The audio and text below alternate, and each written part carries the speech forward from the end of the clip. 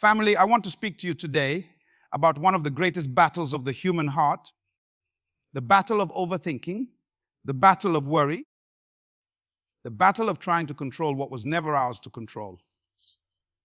If you've ever lost sleep because your mind kept racing, if you've ever felt weighed down by what if questions, if you've ever felt exhausted from trying to figure it all out, then this message is for you. Because I came to remind you today, the battle is not yours. The battle belongs to the Lord. So often we think that if we could just solve every problem, predict every outcome, or plan every detail, we could finally have peace. But peace doesn't come from control. Peace comes from surrender. And that is why the enemy loves to trap us in overthinking. Because when your mind is full of noise, your spirit cannot hear God's voice. When your heart is anxious, you lose sight of the God who is already at work behind the scenes. Think of Peter on that stormy night. The disciples saw waves crashing, the wind howling, their boat shaking, and suddenly they see Jesus walking on the water. At first, they're terrified, but then Peter calls out, "Lord, if it's you, tell me to come." And Jesus says, "Come." Now here's the lesson. Peter didn't ask for a map. He didn't ask for a guarantee. He didn't even ask how it would work. He simply stepped out of the boat. That's faith. But the moment he looked at the storm instead of the Savior, he sank. That's what happens when we let fear, doubt, and overthinking take over. And some of you right now are sinking in your own thoughts. You've been replaying the situation over and over. You've been worrying about tomorrow instead of trusting God with today. And the Spirit of God is saying to you right now, fix your eyes back on me. I've got this. The storm is under my feet. Think of Abraham. God told him, leave your country, leave your family, go to a land I will show you. He didn't have the details. He didn't know the destination, but Abraham obeyed. He stepped into the unknown because he trusted the one who knew the way. Some of you are waiting for all the answers before you move, but faith is moving before you have all the answers.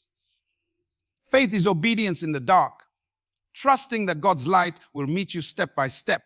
And then we have Joseph. Oh, Joseph's story teaches us patience like no other. He had a dream, but his dream led him into a pit, into slavery, into prison. For years, it looked like nothing was happening. For years, it looked like the promise was dead. But let me tell you, delay is not denial. God was preparing Joseph. He was shaping him. He was positioning him. And when the time was right, Joseph wasn't just released from prison, he was raised to the palace. If you are in a season of waiting, don't despise it. Waiting is not wasted. Waiting is God's workshop. While you are waiting, God is working. And what about Lazarus? His sister sent word to Jesus, "Lord, the one you love is sick." And what does Jesus do? He waits. He doesn't rush. He waits until Lazarus is dead. Why? Because sometimes God allows a situation to look impossible so that when he shows up, nobody can deny his power. Jesus arrives 4 days later, and everyone says, it's too late. But with God, it's never too late. Jesus called Lazarus out of the grave, proving once again that his timing is perfect and his power has no limits. Some of you think it's over. You think your dream is dead, your future is gone, your marriage can't be restored, your health can't be renewed. But I came to declare over your life, what looks dead to you is still alive in the hands of God. Don't bury what God has only delayed. Don't mourn what God intends to resurrect. This is why 2 Chronicles 20 says, the battle is not yours, but God's.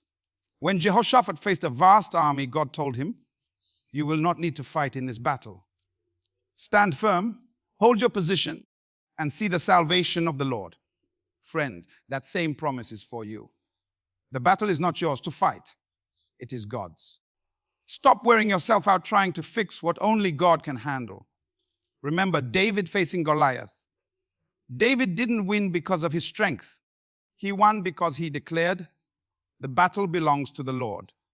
And when you understand that truth, fear loses its grip, anxiety loses its power, and peace floods your heart because you realize you were never meant to carry it all. You were meant to cast it all on Him. Storms do not cancel God's promises. Jesus told His disciples, "Let us go to the other side." A storm arose. Waves were breaking into the boat, and they thought they were going to die. But Jesus was asleep. Why? Because storms don't scare the one who created the sea. They woke Him up, and He spoke 3 words, "Peace, be still." And the storm bowed. That same Jesus is in your boat. He has not abandoned you. He is with you in the storm, and His promise still stands. You are going to the other side. So let me ask you today, what are you carrying that you need to lay at the feet of Jesus? What worries are stealing your sleep?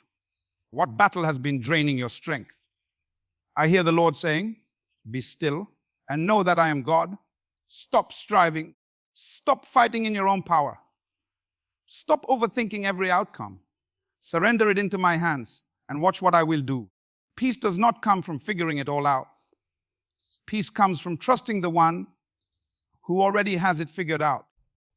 Faith is not confidence in the plan. It's confidence in the planner. You don't need to see the whole staircase. You just need to take the next step. God is faithful. His timing is perfect. His power is unmatched. So today, I challenge you, let go of the weight of control. Release the burden of overthinking.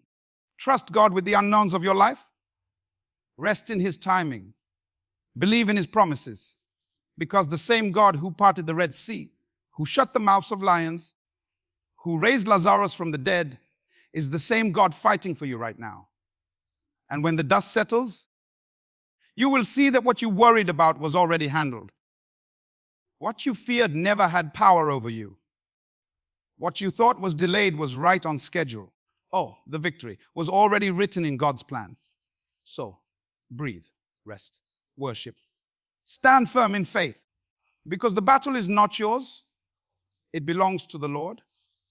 And in His perfect time, you will see the promise. You will walk in the victory. And you will testify that His word never fails.